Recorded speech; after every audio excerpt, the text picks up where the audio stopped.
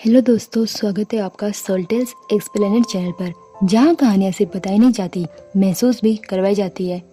Drama की शुरुआत हमारी फीमेल लीड सान से होती है। वो हमें बताती है कि पहले उसका जीवन बेहद गरीब और मुश्किलों से भरा हुआ था, लेकिन हालात बदल गए और आज वो शहर की सबसे अमीर परिवार पेब फैमिली की डॉटर इन लॉ कहलाती है। अब वो शानो शौकत से भरी जिंदगी जी रही है। घर की सारी नौकरानियां उसे आदर से मालकिन कहकर पुकारती है, लेकिन असलियत ये है कि सान का ये दर्जा सिर्फ एक दिखावा है। वो खुद बताती है कि उसके हस्बैंड से उसकी मुलाकात केवल 2 बार ही हुई है। इसके बाद हमें एक फ्लैशबैक दिखाया जाता है। उस रात सान नशे में होती है और अनजाने में पे फैमिली के वारिस फूजिन के साथ रात गुजार लेती है, लेकिन असल में उस दिन फूजिन को किसी ने ड्रग्स दे दिए थे, इसलिए उसे होश नहीं था। जब सान प्रेग्नेंट होकर उसके पास पहुंचती है तो फूजिन उस पर गुस्सा करते हुए कहता है, तुम जैसी लड़कियां तो अक्सर इस तरह अमीर घर में घुसने के लिए नाटक करती हैं। बताओ ये बच्चा किसका है? सान सफाई देती है कि बच्चा उसी का है और कहती है कि वो उसकी पहली बार थी, लेकिन फूजिन उस पर भरोसा नहीं करता और कहता है, अगर तुमने ये बच्चा जन्म दिया तो इसकी कीमत चुकानी पड़ेगी। ये कहकर वो उसे छोड़कर चला जाता है। सान लेकिन अबॉर्शन नहीं करवाती और सोचती है कि ये बच्चा उसका इकलौता सहारा है। इसके बाद प्रेग्नेंट हालत में वो एक रेस्टोरेंट में वेट्रेस की नौकरी करने लगती है, लेकिन वहाँ का मैनेजर उसे निकाल देता है, ये कहकर कि उसकी हालत काम करने लायक नहीं है और अगर उसे कुछ हो गया तो रेस्टोरेंट मुसीबत में पड़ जाएगा। नौकरी छीनने के बाद सान रोते हुए सोचती है कि अब वो अपने और बच्चे का पेट कैसे पालेगी। तभी टीवी पर खबर आती है कि पे फैमिली का वारिस फूजिन जब प्राइवेट जेट से यात्रा कर रहा था तो उसका प्लेन दुर्घटनाग्रस्त हो गया और वो अब जिंदा नहीं रहा। सान ये सुनकर पहले तो हैरान होती है, लेकिन फिर सोचती है कि अब उसकी और उसके बच्चे की जिंदगी बदल जाएगी। अगला सीन दिखाता है कि जब फूजिन का अंतिम संस्कार चल रहा होता है तो पूरा परिवार शोक में डूबा होता है। तभी सान वहाँ पहुँचती है और जोर जोर से रोने का नाटक करते हुए कहती है, तुम मुझे छोड़कर कैसे चले गए? फूजिन की मॉम उसे देखकर पूछती है कि वो कौन है। तब सान खुद को फूजिन की फियांसे बताती है और कहती है कि उसका बच्चा भी फूजिन का ही है। यह सुनकर फूजिन की मॉम उसे घर में रहने देती है, क्योंकि वो मानती है कि उसका पोता उसे के बेटे का खून है। फ्लैशबैक खत्म होता है और वर्तमान में फूजिन की मॉम कहती है, मेरे बेटे को गए 5 साल हो गए, लेकिन आज भी विश्वास नहीं होता कि वो मुझे छोड़कर चला गया। सान भी फेक हमदर्दी जताते हुए कहती है, मॉम मुझे भी अक्सर सपनों में दिखता है कि फूजिन अभी जिंदा है और एक दिन लौट आएगा। इतने में एक मैड दौड़कर आती है और बताती है कि मास्टर वापस आ गए हैं। ये सुनकर सान का चेहरा उतर जाता है। उसे कल्पना होने लगती है कि अगर सच में फूजिन सामने आया तो वो गुस्से में उसका गला पकड़ लेगा और कहेगा, मैंने तुम्हें चेतावनी दी थी, फिर भी तुमने बच्चे को जन्म दिया, अब इसकी सजा भुगतनी होगी। मैड तो सान की खुशी समझ रही होती है, लेकिन सान अंदर से डरी हुई होती है। तभी फूजिन सचमुच सामने आ जाता है और सबको झटका लग जाता है। उसके साथ एक विलेज की लड़की मिया भी होती है। फूजिन की मॉम उसे देखकर रोते हुए पूछती है कि उसके बेटे की हालत ऐसे कैसे हो गई। मिया बताती है कि 5 साल पहले वो डूब रहा था और उसके डैड ने उसे बचाया था, तब से वो उनके विलेज में रह रहा था। मिया आगे बताती है कि हादसे की वजह से फूजिन की याददाश्त चली गई थी और हाल ही में ही किसी ने उसे पहचानकर पे फैमिली तक पहुंचाया। यह सुनकर सान के मन में थोड़ी राहत आती है कि उसे अपनी पिछली बातें याद नहीं है, लेकिन फूजिन की मॉम दुखी होकर कहती है, मेरे बेटे की हालत देखकर भी तुम खुश हो रही हो। सान तुरंत संभलती है और कहती है कि उसे बस इस बात की खुशी है कि फूजिन जिंदा है। फूजिन जब पूछता है कि वो कौन है तो सान खुद को उसकी फियांसे बताती है। फूजिन कहता है कि उसे कुछ याद नहीं। मैड बोल पड़ती है कि 5 साल पहले जब उसका अंतिम संस्कार हो रहा था तब ये लड़की प्रेग्नेंट हालत में उसके लिए रो रही थी। सान कहती है कि कोई बात नहीं, धीरे धीरे उसे सब याद आ जाएगा। इस बीच मिया पूछती है कि वो कहाँ रहेगी। सान कहती है कि उसकी वजह से फूजिन जिंदा है, इसलिए उसके लिए होटल का इंतजाम करवाती है, लेकिन मिया जिद करती है कि वो फूजिन के साथ ही रहेगी। सान मान जाती है और गेस्ट रूम दिलवाती है। रात में सान फूजिन को बहलाने और सेड्यूस करने की कोशिश करती है। वो उसे टच करते हुए कहती है कि 5 सालों से उसे कितना मिस किया। लेकिन फूजिन कहता है कि उसे आसपास सब पहचान में आ रहा है, बस सान को छोड़कर। अगर तुम सच में मेरी फियांसे हो तो मुझे तुम याद क्यों नहीं हो? सान जल्दी से एक एल्बम निकाल लाती है और फेक तस्वीरें दिखाती है। कहती है कि 7 साल पहले यूके में उनकी मुलाकात हुई थी और वो उससे बहुत प्यार करता था। फूजिन थोड़ा शक करता है क्योंकि मैगजीन में हमेशा उसे कोल्ड और निष्ठुर इंसान के रूप में दिखाया जाता था।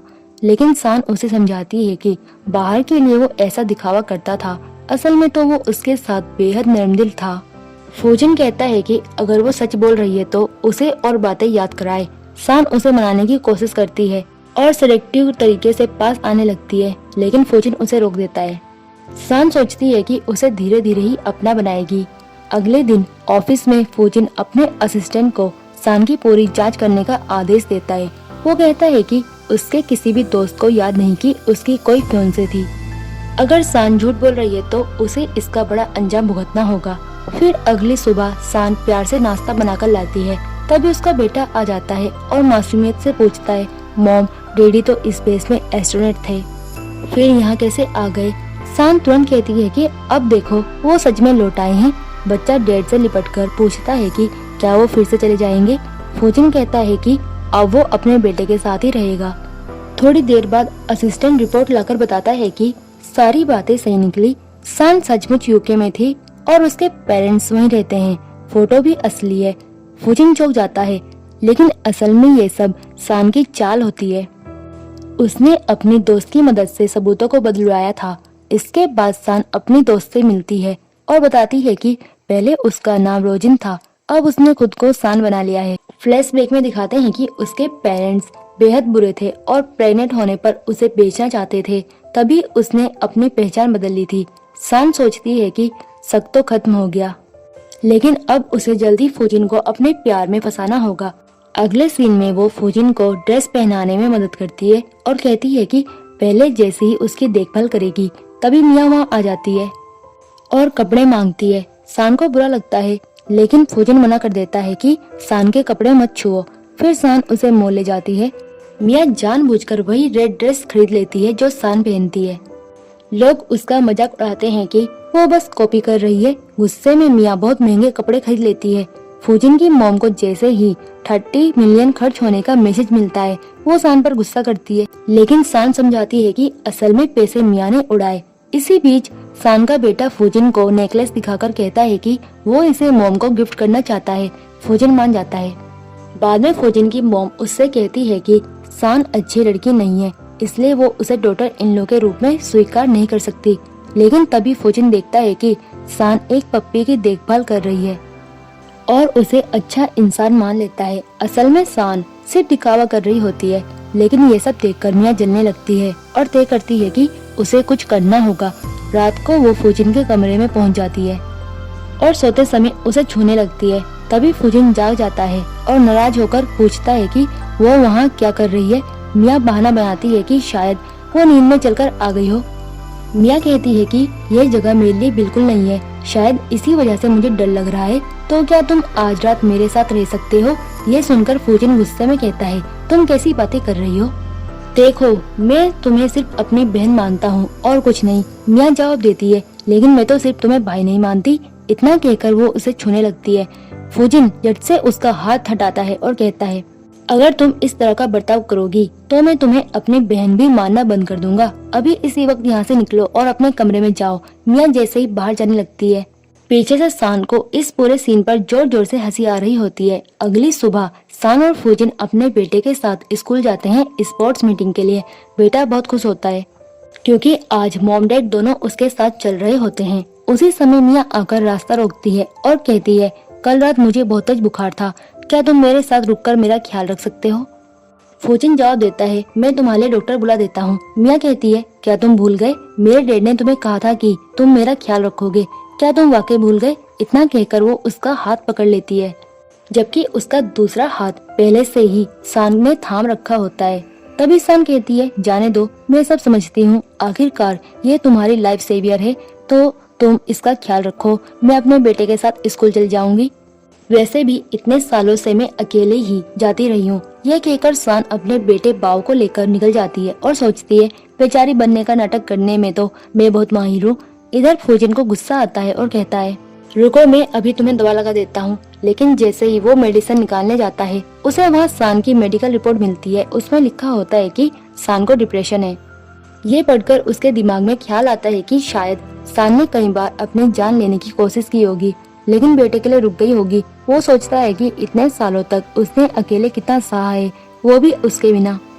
उसी वक्त मियाँ झूठ मूठ बीमार बनने का नाटक करती है और कहती है मुझे बहुत बुरा लग रहा है, मुझे हॉस्पिटल ले चलो। दूसरी तरफ बाव ग्राउंड पर स्पोर्ट्स मीटिंग के लिए पहुंचता है। वहाँ उसके क्लासमेट उसका मजाक उड़ाते हैं। तुम तो कहते थे कि तुम्हारे डैडी हैं, तो वो आए क्यों नहीं? कहीं ऐसा तो नहीं कि तुम्हारे डैड है ही नहीं, या फिर वो कचरा उठाते होंगे इसलिए तुम उन्हें लेकर नहीं आए। ये सुनकर बाव गुस्से में आ जाता है और चिल्लाता है मेरे डैड के बारे में ऐसा मत बोलो। फिर बच्चों के बीच लड़ाई शुरू हो जाती है। तभी सान आकर अपने बेटे को बचाती है और उसी समय फूजिन भी वहाँ पहुँच जाता है। बाव अपने डैड को देखकर बहुत खुश होता है। दूसरे बच्चे का डैड जब फूजिन को देखता है तो हैरान रह जाता है और तुरंत अपने बेटे से माफी मंगवाता है ताकि फूजिन से कोई परेशानी ना हो। फूजिन बाव से कहता है मैं तुम्हारे सभी क्लासमेट्स के लिए गिफ्ट लेने गया था। ये सुनकर बाव बहुत खुश होता है। इसके बाद सब मिलकर खेलों में हिस्सा लेते हैं और अच्छा समय बिताते हैं। घर लौटकर सान कहती है मुझे उम्मीद नहीं थी कि तुम वहाँ आ जाओगे। फूजिन कहता है तुमने इतने साल अकेले बाव को पाला है, इसके लिए तुम्हारा शुक्रिया। सान कहती है ये तो कुछ भी नहीं। तभी फूजिन गुस्से में उसकी मेडिकल रिपोर्ट दिखाता है और कहता है अगर मुझे ये खुद से पता न चलता तो क्या तुम हमेशा छुपाती रहती कि तुम्हें डिप्रेशन है? सान जवाब देती है तुम जानते हो मैंने अकेले बाव को पाला है, तुम्हारे बिना मेरे लिए ये सब बहुत मुश्किल था, लेकिन अपने बेटे की खातिर मैंने खुद को संभाला। अब जब तुम लौट आए हो तो मैं बहुत खुश हूँ। अब हम अपने बेटे के साथ अच्छा वक्त बिताएंगे। वो आगे कहती है रुको, मैं तुम्हें बाव की बचपन की तस्वीरें दिखाती हूँ। वो ऊपर से एल्बम लेने जाती है, लेकिन गलती से वो गिरकर फूजिन के सिर पर लग जाता है। उसे चक्कर आने लगते हैं और पुरानी बातें याद आने लगती है। वो कहता है मुझे याद आ रहा है कि मैं कंपनी में काम करता था और वो रात भी याद आ रही है जो हमारे बीच गुजरी थी। बताओ क्या हम रोज ऐसे करीब आते थे? सान झूठ बोलती है हाँ रोज, लेकिन मन ही मन सोचती है कि असल में तो वो सिर्फ एक ही रात थी। फूजिन कहता है मेरी यादें धीरे धीरे लौट रही हैं, जैसे सब कुछ फिर से सामने आ रहा हो। उसी समय उनका बेटा बाव शोर मचाते हुए आता है और मियाँ से कहता है मेरी ड्राइंग वापस दो। मियाँ कहती है तुमने गलत बनाई है, तुम्हारे मॉम डैड के बीच कोई प्यार नहीं है। ये कहते हुए वो ड्राइंग फाड़ देती है। बाव कहता है आंटी आप ऐसा क्यों कर रही हैं? मियाँ उसे धक्का भी दे देती है। तभी सान और फूजिन वहाँ पहुँचते हैं। मियाँ कहती है तुम्हारा बच्चा बहुत बदतमीज है, मैं तो बस उसे सिखा रही थी। सान गुस्से में उसे थप्पड़ मारती है और कहती है मेरे बेटे को हाथ लगाने की हिम्मत मत करना। फूजिन भी कहता है तुरंत माफी मांगो। मियाँ गुस्से में चिल्लाती है क्या तुम भूल गए? मेरे डैड ने तुमसे वादा करवाया था कि तुम मेरा ख्याल रखोगे। फूजिन कहता है हाँ मैंने वादा किया था कि मैं तुम्हारा ख्याल रखूंगा, लेकिन इसका मतलब ये नहीं कि तुम मेरी फैमिली को चोट पहुंचाती रहो और मैं चुप रहूं। तुम्हारी ये हरकतें अब और बर्दाश्त नहीं करूंगा। तुम इसी हफ्ते इस घर से चली जाओ। ये सुनकर मियाँ चिल्लाती रह जाती है मैं अपने विलेज वापस नहीं जाना चाहती, मैं यहीं तुम्हारे साथ रहना चाहती हूँ। इधर फूजिन और सान अपने बेटे के साथ कमरे में जाते हैं। सान कहती है सॉरी, मेरी वजह से तुम इतनी मुश्किल स्थिति में आ गए। फूजिन जवाब देता है ऐसा मत कहो, उल्टा गलती मेरी है। मैंने इतने सालों तक ना तो डैड का फर्ज निभाया और न ही तुम्हारा हस्बैंड होने का। सान कहती है कहीं मैं सपना तो नहीं देख रही हूँ। इतने में फूजिन उसे किस कर लेता है, जिससे सान खुश हो जाती है। तभी फूजिन की मॉम वहाँ आ जाती है और उन्हें साथ देख लेती है। वो सान से कहती है कल सुबह 6 बजे तैयार है ना, हम टेम्पल जाएंगे। सान हामी भरती है और बाद में मजाक करती है कि अब तो उसे अपने बेटे से भी जल्दी उठना होगा। फूजिन कहता है अगर तुम नहीं जाना चाहती तो मत जाओ, लेकिन सान कहती है नहीं मैं जरूर जाऊंगी, तुम्हारे लिए मुझे प्रेयर भी करनी है। अगले दिन सान फूजिन की मॉम के साथ टेम्पल पहुंचती है और पूजा करने लगती है। वहाँ फूजिन की मॉम की एक पुरानी जान पहचान वाली लड़की आती है। सान पीछे मुड़कर देखने लगती है तो मदर इन लॉ कहती है चुपचाप पूजा पर ध्यान दो। वो जाकर उस लड़की नियान से बातें करने लगती है। वो लड़की खुश होकर कहती है कि इतने साल बाद वो फूजिन से मिलेगी। दोनों बचपन में अच्छे दोस्त थे। फूजिन की मॉम कहती है तुम्हें अब तक कोई पार्टनर नहीं मिला, तो क्यों ना आज हमारे घर आओ, मुझे लगता है तुम दोनों की जोड़ी परफेक्ट रहेगी। सान ये बातें सुन लेती है। बाद में जब उसकी मदर इन लॉ उससे पूछती है तो सान झूठ बोलती है, नहीं मैंने कुछ नहीं सुना। फौजन की मॉम सख्ती से कहती है, तुम कभी हमारी असली डॉटर इन लॉ नहीं बन सकती, तुम्हारा बेटा सिर्फ नाजायज कहलाएगा, क्योंकि तुम्हारी और फौजन की शादी नहीं हुई है, वो कभी हमारा वारिस नहीं होगा। ये कहकर वो वहाँ से चली जाती है। सान सोचती है, मुझे अपनी परवाह नहीं, लेकिन अपने बेटे को नाजायज कहलाने नहीं दूंगी। मुझे जल्दी फौजन से शादी करनी होगी। इसके बाद घर पर सान फौजन का इंतजार करती है। जैसे ही वो आता है, सान चोट का नाटक करती है। फौजन पूछता है, ये कैसे हुआ? सान बताती है कि टेंपल में उसकी मॉम ने उसे कुशन पर घुटने टेकने से मना किया, इसलिए उसके पैर चोटिल हो गए। फौजन कहता है, मॉम जानबूझकर तुम्हारे लिए मुश्किलें क्यों खड़ी कर रही है? मैं उनसे बात करता हूँ। लेकिन सान रोक लेती है और कहती है, जाने दो, वो तो तुम्हारे भले के लिए प्रेयर करवा रही थी। फिर फौजन उसे दवा लगाता है। सान बताती है कि आज उसकी मॉम की मुलाकात उसकी बचपन की दोस्त नियान से हुई थी। फौजन पूछता है, क्या तुम नियान की बात कर रही हो? हाँ मुझे याद है। सान कहती है, तो क्या तुम्हें याददाश्त लौट आई है? फौजन मुस्कुराकर कहता है, नहीं मैं बस एल्बम देख रहा था, उसमें उसकी फोटो मिली, मुझे लगा तुम जेलस हो रही हो। बाद में सान अपनी दोस्त से मिलती है। उसकी दोस्त उसे एक रिकॉर्डर देती है ताकि वो घर में छिपाकर सबूत जुड़ा सके। पहले सान मना करती है, लेकिन दोस्त उसे समझाती है और आखिरकार सान मान जाती है। वो रिकॉर्डर टेबल के नीचे छुपाती है। तभी मिया आ जाती है और कहती है, आज मेरा बर्थडे है, देखना फौजन मेरे साथ सेलिब्रेट करेगा, हम 5 साल साथ रहे। सान उसका मजाक उड़ाते हुए कहती है, 5 साल साथ रहने के बाद भी तुम उसका दिल नहीं जीत पाई, तो अब क्या दिखावा कर रही हो? मिया गुस्से में सान को थप्पड़ मारने जाती है, लेकिन तभी फौजन आकर उसका हाथ पकड़ लेता है और चिल्लाता है, बस करो। मिया कहती है, ये लड़की अच्छी नहीं है, ये सिर्फ पैसों के लिए तुम्हारे साथ है। फौजन कहता है, मुझे तो लगता है तुम पैसों के लालच में यहाँ हो। मिया कहती है, ये कुछ छुपा रही है, मैंने इसे बैग में कुछ रखते देखा। वो बैग पलट देती है, लेकिन उसमें से तावीज निकलते हैं। सान कहती है, मैं टेंपल से तुम्हारी याददाश्त वापस लाने के लिए ये लाई थी। फौजन गुस्से में मिया को रोकता है और कहता है, अब अगर फालतू हरकत की तो तुम्हारा खर्चा बंद कर दूंगा। मिया गुस्से में चली जाती है। फौजन सान से माफी मांगता है। सान कहती है, कोई बात नहीं, बस मुझे डर है कि कहीं मैंने तुम्हारा और उसका रिश्ता खराब न कर दिया हो। फौजन कहता है, रिश्ता उसने खुद खराब किया है, तुम मत सोचो। सान फिर रिकॉर्डर से फौजन और उसकी मॉम की बातें सुन लेती है। उसकी मॉम कह रही होती है, मैंने नियान के साथ तुम्हारी मुलाकात तय कर दी है, अगर उसका सपोर्ट मिलेगा तो तुम प्रॉपर्टी पर हक पा सकोगे। फौजन कहता है, मॉम आप सही कह रही हैं, लेकिन सिर्फ फायदे के लिए मैं अपनी वाइफ और बच्चे को नहीं छोड़ूंगा। सान ये सुनकर हैरान हो जाती है। उसकी मॉम गुस्से में कहती है, तुम बिल्कुल भी मेरे बेटे जैसे नहीं लगते, मुझे तुम जैसे बेटे की जरूरत नहीं। वो वहाँ से चली जाती है। फौजन उदास होकर अपनी फोटो देखता है। तभी सान आकर उसे गले लगाती है और कहती है, तुम अब बहुत अच्छे इंसान हो, बहुत अच्छे डैड भी। फौजन खुश हो जाता है और कहता है, क्यों ना हम तुम्हारे पेरेंट्स से मिलने अब्रॉड चलें। सान झूठ बोलती है, हमने पहले से घूमने का प्लान बना लिया है। फौजन कहता है, तो मतलब तुम मुझे अपने पेरेंट्स से नहीं मिलवाना चाहती? सान कहती है, ऐसी बात नहीं है, हम वीडियो कॉल कर लेते हैं। फौजन मान जाता है, लेकिन सान डर जाती है और कहती है, अभी वहाँ रात होगी, वो सो रहे होंगे। फौजन कहता है, हाँ मैं टाइम डिफरेंस भूल गया था। बाद में सान अपनी दोस्त को बताती है। उसकी दोस्त कहती है, तुम्हारे नकली डैड तो नहीं आ पाए, लेकिन नकली मॉम मान गई है। सान डरते हुए कहती है, अगर फौजन को पता लग गया कि मैं नाटक कर रही हूँ तो शादी तो छोड़ो, वो मुझे जान से मार देगा। घर पहुंचकर सान नकली मॉम से वीडियो कॉल करती है। नकली मॉम एक्टिंग करते हुए कहती है, बेटी वो आदमी तुमसे शादी क्यों नहीं कर रहा, तुम्हारा बच्चा भी है, तुम उसके साथ क्यों रह रही हो? हमारे पास पैसों की कमी नहीं है, तुम वापस आ जाओ। सान कहती है, मॉम मैं उससे बहुत प्यार करती हूँ।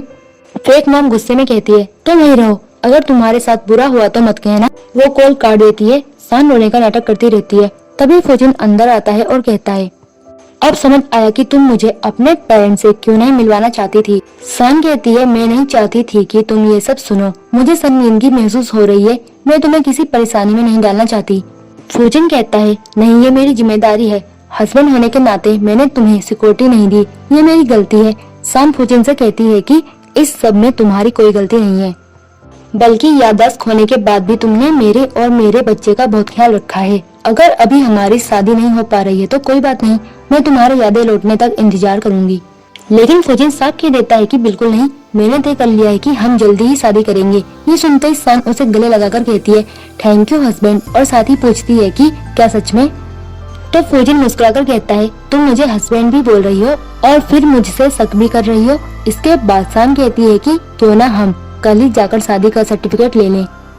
लेकिन फूजिन कहता है कि इतनी बड़ी बात है तो हम एक अच्छा और शुभ दिन चुनकर करेंगे। शान मान जाती है और कहती है कि मैंने इतना इंतजार किया है तो थोड़ा और कर सकती हूँ।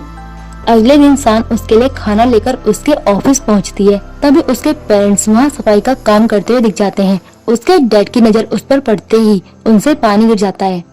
मैनेजर आकर उन दोनों पर चिल्लाने लगता है और कहता है कि अब उनके पैसे कटेंगे। डैड मॉम को बताते हैं कि उन्होंने शान को देखा है। दोनों सोचने लगते हैं कि शायद अब वो अमीर बन गई है और उससे पैसे ऐड सकते हैं। उधर शान ऑफिस में फूजिन को खाना परोस रही होती है। तभी वहाँ मिया आती है और शिकायत करती है कि फूजिन ने उसके लिए यहाँ जॉब दिलवाई थी, लेकिन बाकी लोग उसका मजाक उड़ाते हैं क्योंकि वो कॉलेज स्टूडेंट भी नहीं है। वो कहती है कि बुली झेलने से अच्छा है कि वो अपने विलेज लौट जाए। शान गुस्से में कहती है, क्या किसी ने तुम्हें बुली किया? रुको, मैं अभी उन सबको सबक सिखाती हूँ। वो असिस्टेंट से कहती है कि उन लोगों को बुलाओ ताकि मैं मिया से माफी मंगवाऊं। लेकिन जब स्टाफ आता है तो वो बताते हैं कि मिया झूठ बोल रही है, असल में वो खुद काम करने से इनकार कर रही थी और सबको ऑर्डर दे रही थी कि खाने पीने की चीजें लाओ, यहाँ तक कि नौकरी से निकालने की धमकी भी दे रही थी। ये सुनकर मिया गुस्से में उस लड़की को चुप कराती है। तभी फूजिन कहता है कि चुप तो तुम्हें रहना चाहिए, मैंने तुम्हें काम करने के लिए रखा है, दूसरों को तंग करने के लिए नहीं। अभी तुरंत माफी मांगो। मिया साफ मना कर देती है और फिर पुरानी बातें छेड़ देती है। वो उसे याद दिलाती है कि विलेज में वो कितना उसकी मदद करता था और कहती है, काश तुम्हें कभी याददाश्त वापस न आती, तुम हमेशा मेरे ही रहते। ये सुनकर शान बोल पड़ती है कि तुम कितनी स्वार्थी हो, तुम्हें पता है ना ये पे फैमिली का वारिस है और तुम चाहती हो कि ये हमेशा विलेज में रहकर वही पुरानी जिंदगी जिए। फूजिन भी अपनी बात रखता है और कहता है कि उसने मिया की मदद इसलिए की थी क्योंकि उसके परिवार ने कभी उसकी जान बचाई थी, लेकिन 5 साल तक जो भी किया वो सिर्फ कर्ज चुकाने के लिए था। उसका मन उसमें कभी नहीं था और अगर मिया को विलेज लौटना ही है तो उसका असिस्टेंट अभी छोड़ आएगा। असिस्टेंट उसे ले जाने लगता है और मिया चिल्लाती है कि शान ने उस पर जादू कर दिया है। लेकिन शान फूजिन से कहती है कि अब तुम अतीत को भूल जाओ, वो बस एक बुरा सपना था, तुम अब कंपनी के प्रेसिडेंट हो, तुम्हारे पास मैं हूँ और हमारा बेटा बाव है। फूजिन पूछता है, अगर मैं सिर्फ एक नॉर्मल फिशरमैन होता, अमीर नहीं होता, तो भी क्या तुम मुझसे प्यार करती? शान कहती है, तो क्या फर्क पड़ता है? ये सुनकर फूजिन उसे गले लगा लेता है, लेकिन शान मन ही मन सोचती है कि ये सच नहीं है। उसने आधी जिंदगी गरीबी में गुजारी है और अब वो वैसी लाइफ नहीं चाहती। इधर बाहर मिया शान की कार देखती है और उसे नुकसान पहुंचाने की साजिश करने लगती है। वो मैकेनिक को पैसे देकर कुछ करने को कहती है। उसके मन में आता है कि अब वो शान को रास्ते से हटाएगी। उधर फूजिन शान को एक महंगा ब्रेसलेट गिफ्ट करता है। शान कहती है, इतना महंगा तोहफा? फूजिन जवाब देता है, ऑफ कोर्स तुम मेरी वाइफ हो। शान गिल्टी महसूस करती है कि वो उसके प्यार का फायदा तो नहीं उठा रही। अचानक कार के ब्रेक फेल हो जाते हैं और एक्सीडेंट हो जाता है। शान बच जाती है लेकिन फूजिन को चोट लग जाती है। वो फूजिन को बाहर निकालने की कोशिश करती है लेकिन वो कहता है कि उसे छोड़कर भाग जाओ। शान कहती है कि वो कभी उसे अकेला नहीं छोड़ेगी और उसे कार से बाहर निकाल लेती है। तभी कार में आग लग जाती है लेकिन दोनों बच जाते हैं। हॉस्पिटल में जब फूजिन को होश आता है तो शान खुश होकर उसके पास बैठती है। वो पूछता है, तुमने अपनी जान खतरे में क्यों डाली? शान कहती है कि उसने कुछ खास नहीं किया और वो डॉक्टर को बुलाने चली जाती है। तभी उसकी मॉम आती है और उससे लिपटकर रोती है, लेकिन मॉम फौरन शान को कोसने लगती है कि उसी की वजह से उसका बेटा एक्सीडेंट का शिकार हुआ। फूजिन गुस्से से कहता है कि नहीं मॉम, उसी की वजह से तो मैं बचा हूँ। डैड कहते हैं कि अब बेटा ठीक है तो मैं कंपनी जा रहा हूँ। मॉम ताना मारती है कि वो कंपनी नहीं बल्कि अपने मिस्ट्रेस के पास जा रहे होंगे। फूजिन को अपना बचपन याद आ जाता है जब पेरेंट्स झगड़ते रहते थे। वो मॉम से कहता है कि अब झगड़ा बंद करो और साफ बोलता है कि वो शादी करने वाला है, वो भी शान से। मॉम चिल्लाती है कि ये पागलपन है, वो लड़की सिर्फ पैसे और स्टेटस चाहती है। लेकिन फूजिन कहता है कि उसे जो भी चाहिए वो सब मैं देने को तैयार हूँ क्योंकि मैं उससे प्यार करता हूँ और अपने बच्चे को पूरा परिवार देना चाहता हूँ। डैड मान जाते हैं कि अगर बेटा खुश है तो शादी करनी चाहिए। लेकिन मॉम गुस्से में कहती है कि तुम तो यही चाहोगे कि मेरा बेटा एक गरीब लड़की से शादी करे और तुम्हारे नाजायज बेटे को सब मिल जाए। डैड नाराज होकर चले जाते हैं। मॉम आखिरी बार समझाती है कि बराबरी की हैसियत वाली लड़की से शादी करनी चाहिए वरना उसका हिस्सा भी छीन जाएगा। लेकिन फूजिन कहता है कि प्रॉपर्टी कोई नहीं छीन सकता और मेरी शादी में आप इंटरफेयर मत दीजिए। मॉम गुस्से में चली जाती है। बाहर खड़ी शान ये सब सुन लेती है और परेशान हो जाती है। फिर भी वो फौजन का ख्याल रखती है और उसे डिस्चार्ज करवाकर घर ले आती है। कुछ समय बाद पता चलता है कि एक्सीडेंट के पीछे मियाँ का हाथ था। उसे पकड़कर लाया जाता है। मियाँ माफी मांगती है, लेकिन फौजन कहता है कि वो झूठी और धोखेबाज है। सजा देने के लिए उसे कुत्तों के पिंजरे में डाल देता है ताकि सबक मिले। शान डर जाती है, लेकिन फौजन कहता है कि तुम मत डरना, मैं तुम्हारे साथ ऐसा कभी नहीं करूंगा, क्योंकि मुझे पता है तुम सच्ची हो। इसके बाद दोनों शादी का सर्टिफिकेट ले लेते हैं और वो शान को महंगी रिंग पहनाता है। शान सोचती है कि उसकी जिंदगी अब कितनी बदल चुकी है, लेकिन तभी उसे अपने अडॉप्टिव पेरेंट्स दिख जाते हैं और उसे पुराने टॉर्चर याद आ जाते हैं। वो डर जाती है और फ्रेंड को बताती है। फ्रेंड अपने गार्ड से उन लोगों की पिटाई करवा देती है। आगे फौजन उसे एक पार्टी में ले जाता है जहाँ उसकी बचपन की दोस्त मियान भी होती है। वो शान को देखकर जेलस होने लगती है और अपनी फ्रेंड्स के साथ उसका मजाक उड़ाती है। शान उन्हें जवाब देती है, लेकिन अंदर अंदर आहत होती है। फौजन समझ जाता है और सबके सामने शान को महंगी ज्वेलरी गिफ्ट करता है और सभी से कहता है कि ये मेरी वाइफ है। मियान और जेलस हो जाती है। मियान के डैड को शान में अपनी खोई हुई बेटी की झलक दिखाई देती है और वो उसे गिफ्ट देते हैं। अगली सुबह ब्रेकफास्ट पर फौजन की मॉम पूछती है कि क्या दोनों ने शादी कर ली। जब फौजन हाँ कहता है तो मॉम शान पर मिल्क फेंकने लगती है। फौजन मॉम को रोकता है और चिल्लाकर कहता है, आपने कभी मेरी सच्ची परवाह नहीं की, हमेशा मुझे सिर्फ प्रॉपर्टी के लिए इस्तेमाल किया, मैं आपके लिए सिर्फ एक टूल हूँ। ये सुनकर मॉम को गिल्टी फील होता है, लेकिन फौजन शान का हाथ पकड़कर बाहर ले जाता है और कहता है, तुम ही मेरी असली फैमिली हो और मैं हमेशा तुम्हारा ख्याल रखूंगा। शान अपने दिल की बात कहती है कि अगर कभी उसने झूठ बोला हो या उसे तकलीफ पहुंचाई तो माफी चाहती है, लेकिन फौजन उसे रोकते हुए कहता है, नहीं, तुम ऐसा कभी कर ही नहीं सकती। रात का माहौल बदलता है। फौजन को नींद नहीं आती। तभी शान उसके लिए लोरी गाने लगती है, मगर फौजन मुस्कुराकर बोलता है, अब तो मुझे और भी नींद नहीं आ रही, बल्कि तुम्हारे सामने दिल की बातें करने का मन कर रहा है। और उसी पल वो उसे किस करने लगता है। इतने दिनों के बाद आखिरकार दोनों एक साथ अपनी रात बिताते हैं। अगली सुबह फौजन की मॉम उसके पास केक लेकर आती है। वो कहती है कि उन्हें अपनी गलती का एहसास हो गया है, क्योंकि उन्होंने कभी उसकी ठीक से परवाह नहीं की। अब वो साफ कहती है कि शान और फौजन के रिश्ते को वो एक्सेप्ट कर रही है। उन्हें अगर शान पसंद है तो वही सही। साथ ही मॉम अपने हाथ का पुराना ब्रेसलेट निकाल कर देती है और कहती है, ये मेरी मॉम ने मुझे दिया था, अब ये मेरी असली डॉटर इन लो का है, इसे शान को दे देना। उसके बाद हम देखते हैं कि शान और फौजन अपने बेटे के साथ बाहर घूमते खेलते हैं। अगले दिन सुबह जब फौजन अपने बेटे पाव के साथ ब्रश कर रहा होता है, तभी अचानक उसका सिर टकरा जाता है और उसे अपनी पुरानी यादें वापस आने लगती है। अब उसे सब साफ साफ याद आ जाता है कि शान ने उससे कंसक छिपाए थे और कुछ बातें झूठ बोली थी। वो सीधा अपनी कंपनी पहुंचकर असिस्टेंट से सब जानना चाहता है।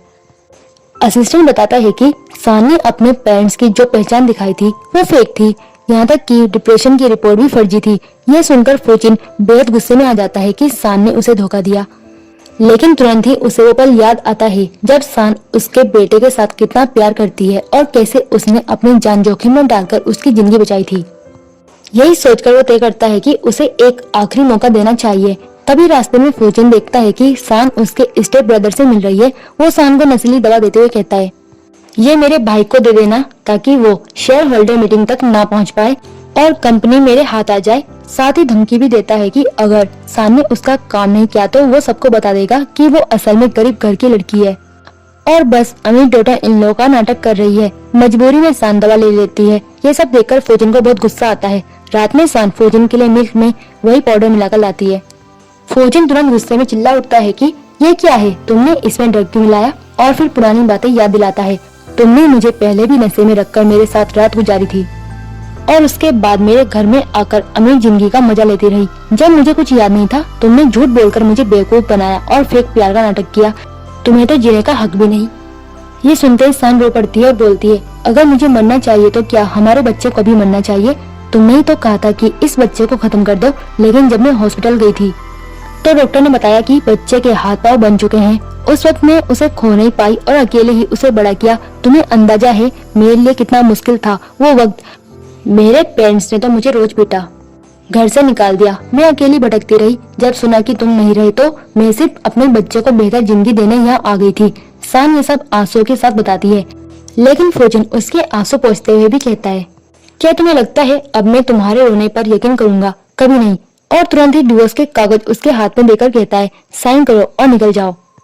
सान पेपर पर साइन करने वाली होती है कि फौजन बोल पड़ता है, लेकिन मेरा बेटा तुम्हारे साथ नहीं जाएगा। सान गिड़गिड़ाती है, प्लीज ऐसा मत करो, मुझे मेरा बेटा चाहिए, उसके बिना मैं जी नहीं पाऊंगी। लेकिन फौजन नहीं मानता और गार्ड से कहकर सान को घर से निकलवा देता है। इतना ही नहीं, वो गुस्से में उनकी शादी की फोटो फ्रेम तोड़ देता है और खुद को चोट पहुंचाते हुए सोचता है, उसने मुझे धोखा क्यों दिया, दर्द मुझे क्यों मिला। फिर मीटिंग का दिन आता है। फौजन समय पर शेयर होल्डर मीटिंग में पहुंच जाता है। उसका स्टेप ब्रदर हैरान रह जाता है कि वो वहां कैसे पहुंचा। फौजन सबके सामने सच उजागर कर देता है कि उस रात उसी ने उसे ड्रग दिया था। उसके डैड भी नाराज होकर स्टेप ब्रदर को डांटते हैं। इसी बीच पुलिस पहुंच जाती है और उसे गिरफ्तार कर लेती है। पुलिस बताती है कि उस पर हत्या की साजिश का भी आरोप है, क्योंकि उसने अपनी सिस्टर इन लॉ को धमकाया था कि वो अपने भाई को मार दे। सबूत के तौर पर पुलिस उसकी आवाज की रिकॉर्डिंग भी सुनाती है। ये सब सुनकर फौजन को झटका लगता है। उसे एहसास होता है कि सान ने उसे धोखा नहीं दिया था, बल्कि उसकी मदद की थी। अब वो पछतावे में डूब जाता है। वो अपने असिस्टेंट के साथ उस जगह जाता है जहाँ सान अपने पेरेंट्स के साथ रही थी। असिस्टेंट बताता है कि उन लोगों ने उसे बेहद तंग किया, उसे पढ़ने नहीं दिया और अक्सर पीटते भी थे। ये सुनकर फौजन सोच में पड़ जाता है और उसे सान की वो बातें याद आती हैं जब उसने अपने सपनों के बारे में बताया था। उसे समझ आता है कि असल में वो अपने अधूरे सपनों को ही कहानी बनाकर बता रही थी। इतने में सान का मैसेज आता है, मुझे माफ कर दो, मेरे बच्चे का ख्याल रखना, मैं अब हमेशा के लिए दूर जा रही हूँ। ये पढ़कर फौजन तुरंत उसे ढूंढने निकलता है। वो एयरपोर्ट पहुंचकर सान को रोकता है और गले लगाकर कहता है, सॉरी, मैंने तुम्हें गलत समझा। सच ये है कि मैं भी तुमसे बेहद प्यार करता हूँ। सान रोते हुए कहती है, सॉरी तो मुझे कहना चाहिए, मैंने तुम्हें बहुत धोखा दिया। और दोनों के बीच के सारे गिले शिकवे मिट जाते हैं। फिर उनकी ग्रैंड शादी की तैयारियां होती है, लेकिन शादी के बीच में नियान सान के पेरेंट्स को बुला लाती है ताकि सबके सामने उसकी इज्जत खराब कर सके। वो कहती है कि देखो, उसके रियल पेरेंट्स गरीब हैं और नौकर का काम करते हैं। मगर तभी फौजन गुस्से में कहता है, अच्छा हुआ तुम खुद ही आ गए, मैं तुम्हें ढूंढ ही रहा था। मेरी वाइफ के साथ जो भी टॉर्चर तुमने किया, अब तुम बचोगे नहीं। तभी नियान की मॉम सबके सामने सच बताती है, असल में हमने अपनी असली बेटी उन्हें दी थी, लेकिन उन्होंने उसे गायब कर दिया। और सच ये है कि सान ही उनकी असली बेटी है, जबकि नियान सिर्फ अडॉप्ट हुई बेटी है। ये सुनकर सभी चौंक जाते हैं। सान को अपने पेरेंट्स मिल जाते हैं और उन्हें भी पता चलता है कि उनकी बेटी कितनी परेशानियों से गुजरी है। नियान गुस्से से चली जाती है क्योंकि प्रॉपर्टी और असली बेटी का हक अब सान को मिल गया है। इसके बाद सान और फौजन खुशहाल शादीशुदा जिंदगी बिताने लगते हैं। सान खुशखबरी देती है कि वो दोबारा प्रेग्नेंट है और इस बार ट्विंस होने वाले हैं। ये सुनकर फौजन बेहद खुश होता है। उनका बेटा बाब हंसते हुए पूछता है, क्या अब मेरी छोटी बहन आने वाली है? फौजन मजाक करते हुए कहता है, तो तुम हमारी बातें सुन रहे थे, अब तुम्हें सबक सिखाना पड़ेगा। और इस तरह ड्रामा यहीं पर खत्म हो जाता है। वीडियो पसंद आया तो लाइक करना ना भूलें, सब्सक्राइब करें सोल्टेज एक्सप्लेनर चैनल को और बेल आइकन दबाएं ताकि आपको हर नई कहानी की नोटिफिकेशन सबसे पहले मिले। वीडियो को अपने दोस्तों के साथ शेयर करें और अगर आप और भी ऐसे ड्रामा देखना चाहते हो तो मेरे चैनल में जाकर आप देख सकते हो। और मुझे कमेंट करके बताएं कि आपको सबसे ज्यादा इमोशनल मोमेंट कौन सा लगा। और मिलते हैं नेक्स्ट वीडियो में एक नई कहानी के साथ।